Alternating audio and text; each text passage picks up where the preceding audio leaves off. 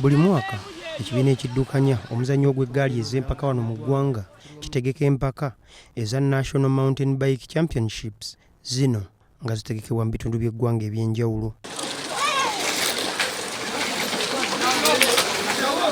Empaka ez'omwaka guno zigenda kubeerayo omwezi ogujja nga 23 era abavuzi abasoba mu 8 be bagenda okuzeetabamu. Empaka zino zitongozeddwa olwaleero nga abavuzi abasajja bagenda kuvuganya mu kilomita 5 ng'ate abakyala bagenda kuvuganya mu kilomita 3. Omu ku bategesi ab'empaka zino agamba asuubira empaka ezirimu okuvuganya okw'amaanyi nga bagenda kuzitegeka ku mutindo oguli ku ddala ly'ensi yonna.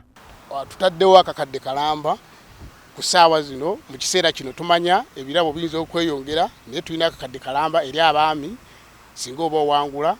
Era namba 2 mu baami ajja kubafuna emitwalo 5 era namba 3 ajja kubafuna emitwalo 25.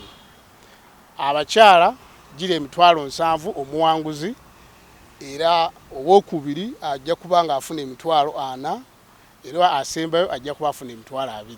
Ate Mahaba Muwonge, President wa Uganda Cycling Association, akubirizza abavuzi okweteekateeka obulungi basobole okuweesa empaka zino ekitiibwa. Eno National